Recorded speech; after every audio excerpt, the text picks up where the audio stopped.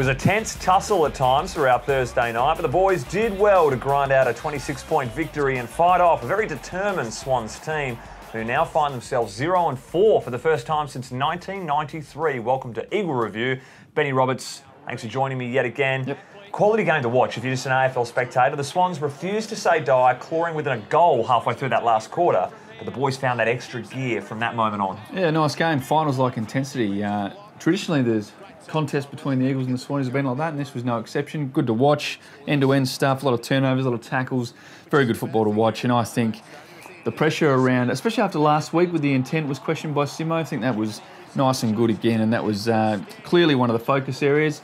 Turnovers in the forward half, probably the end of the story. For me, 7 goals 5 to 0 goals 1 in that department, so for me, that's where it was won. Yeah, made him pay. Luke Shuey, another terrific game, 30 touches, 6 clearances and 4 inside 50s, but that free kick in the last quarter, it certainly swayed the momentum West Coast way. I think your Facebook wall's probably blown up with anti-Eagles supporters saying, not there. What are your thoughts on it? There every day of the week, high tackle, free kick, 50 metres. If anything, it was a bit rough, I thought. No, what do you tell the kids? Put your head over the football. That's what he's doing, mate, picking it up. Very good kick. Clutch moments, that's when you want your leaders to stand up, and that's what he did. Well done, Luke. Elliot Yeo splitting the best on ground accolade with Luke Shuey. The backman's had it 29 touches, 11 grabs, 6 intercept. Just a new lease on life down there. How's he going? He's going so good. He's averaging 23 disposals, 9 marks a game. He's reading it. He's so confident. Looks at home. We keep saying it every week, but he keeps playing well, so we've got to keep talking about him. Well done, Yoey. He's not the only backman doing well. I think Shep's doing pretty well. Shaz is doing well. He's doing a few different things. Hilly was down there a little bit, but how about Shannon Hearn just setting the tone with this one early on the big Budweiser?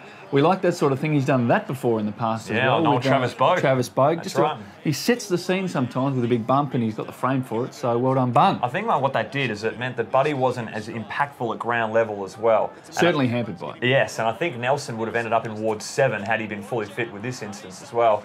Didn't mind old Bunga's spoil on Florent either. Don't know who that Florent is, but he couldn't get the mark on that occasion. No. Perfectly legal there. The midfield will want to tighten up in a couple of areas. So in particular, they lost the contested possession count and scores, both from stoppages as well as ground ball gets, which they've done that a couple of weeks in a row now. But they had some quality performance from an individual point of view.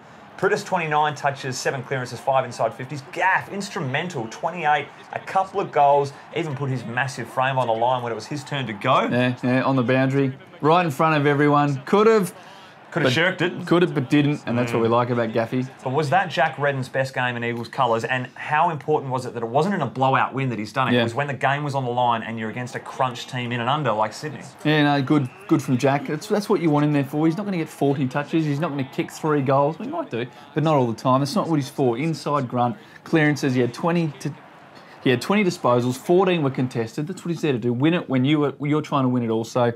6 clearances, 5 tackles, a lot of those in the forward half. That's what he's in the team for. Yes, probably his best game. Round 1 was pretty good, but I reckon that's probably top of the wazza. He won't get a stat for this, but probably his most impactful play, for better or worse, he's ended up crunching Sam Mitchell's ankle. Now, this big talking point, this one, he's gone over it. Lucky to not snap his leg, Nathan Brown. I thought he did. Honest.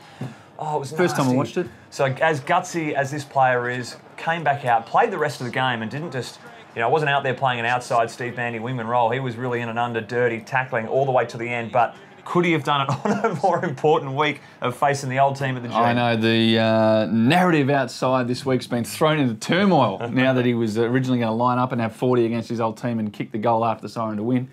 We'll see how he goes. He's got a lot of work to do this week to get his ankle right. I don't know how bad it is. We'll find out more tomorrow probably. But, yep, could have been worse for Mitch. Played small forward. Maybe that's where he's going to go to in the twilight of his career. Plays a nippy small forward and kicks some snags.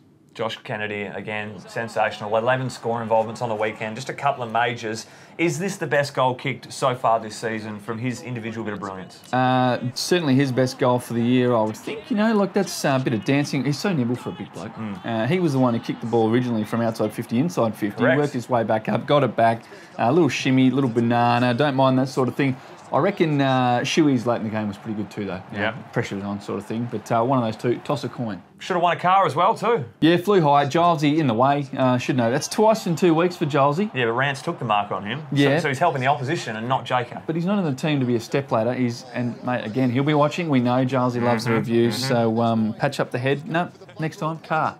Might improve the head, who knows? A couple of good moments from the Swans we're going to look at as well. We're not one-sided here at the review. What about Josh Kennedy's outside of the boot pass? Try and do that again. Papley's snap would have been one of the goals of the round, I feel. Hewitt, double spin. Been watching too much NBA playoffs, Hewitt. Have a spell.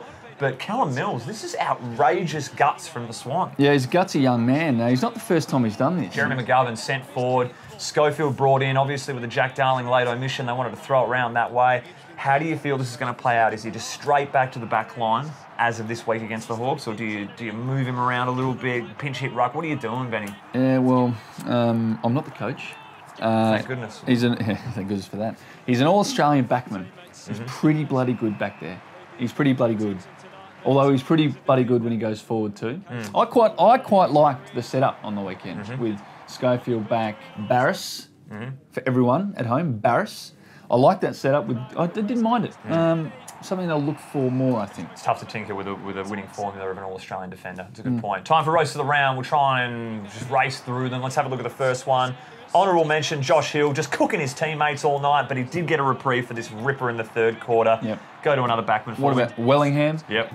His disposal's one of his strengths. Absolutely. Not on this occasion. In fact, twice. Who's he going for? I don't know, but he's got to be better than that. Will Schofield, tremendous spoil, leaving his man on Buddy Franklin. One of the highlights of him for the night.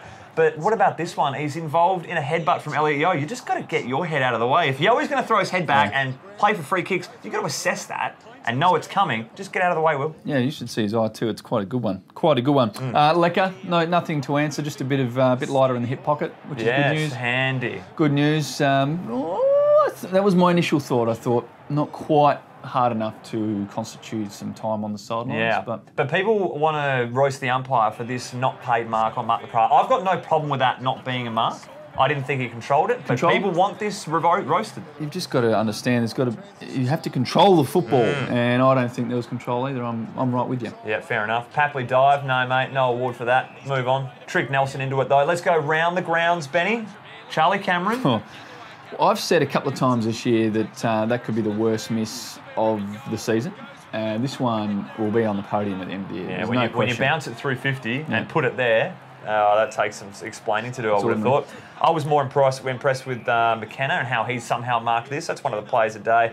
For my mind, this crowd member got a little too excited about it, but moving right along. Stephen Hill shot a goal. Speaking of bad shots at goal, how's that gone This through? one went through, but that's one of the worst goals that I've ever seen go through. Oh, dear. What about the headband? Sporting that? What is that holding back? I'm not sure. Doesn't look to be much fringe happening to get in his eye there. Not much of this going on. No, Taylor Garner's got some explaining to do, I would have thought. Yeah. Lindsay Thomas, happy celebrations for your turn to this game, but if you're going to miss the game winner in a milestone, followed by the turnover you probably had a couple of minutes earlier, you're probably going to get roasted for it. That's disappointing. Yeah. And really be flat with that. I know. Congratulations on 200 games, though. But the winner, and it involves Sam Butler, as you've all been waiting for. So Sam was feeling it before the game, as you can see here in the change rooms. He was feeling the rhythm, and it's time out there. His steely resolve to go for this football pushed into the cameraman, and he did not waver at all. So we're going to roast the cameraman for the week. Yeah, for not getting out of the wake. But he could have done some serious damage there, mate.